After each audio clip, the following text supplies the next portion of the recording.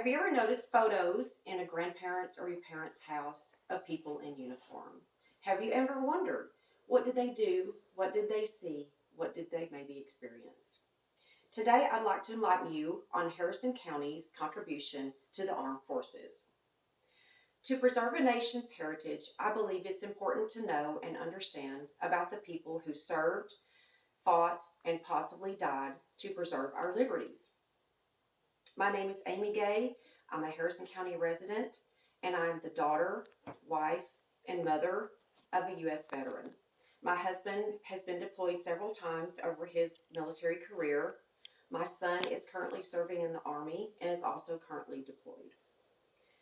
Today, I'd like to speak about Harrison County and its vet population, along with its contribution to the armed services.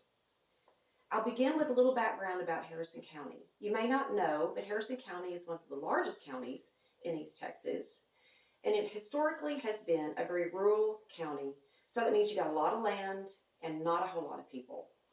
Back during World War II, it was particularly agricultural, so most people grew up on farms, didn't really live in the city, and there really weren't large cities other than Marshall. Marshall is the county seat, and it has been since day one, the creation of Harrison County. Now that we know a little bit about the county, I'd like to highlight some of the interesting facts of the museums in the county.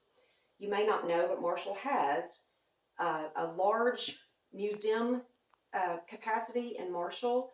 We have research centers, we have 2 or 3 museums downtown that really do highlight the wonderful history about Harrison County. Harrison County was actually started in 1845.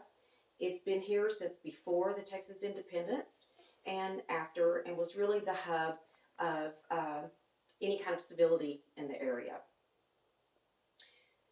The veteran status in Harrison County, according to a 2022 U.S. Census Bureau, found that there were 3,991 vets registered and living in Harrison County. And with a county that's not very populated, that's a large number of veterans. If you've never visited Marshall, it's something to kind of see when you go downtown and notice all the museums and the research centers. Now that we know about the museums, I'd like to talk about one in particular that highlights the Harrison County residents' service and sacrifice to the World Wars. It's called Service and Sacrifice Museum, and it's located in the bottom floor of the City Hall in downtown Marshall.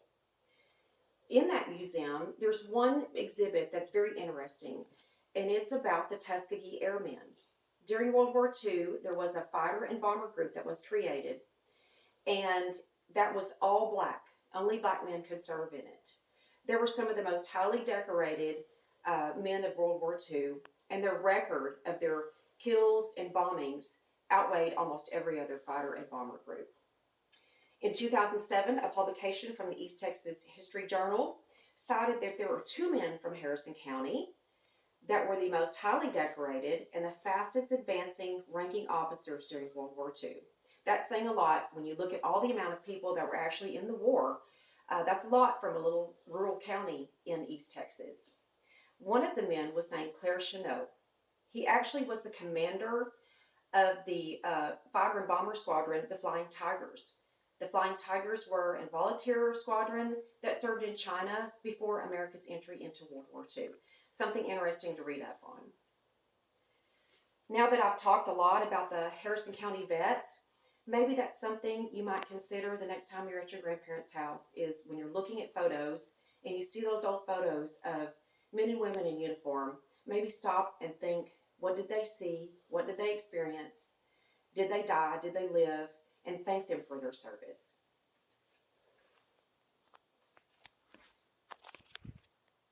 Good.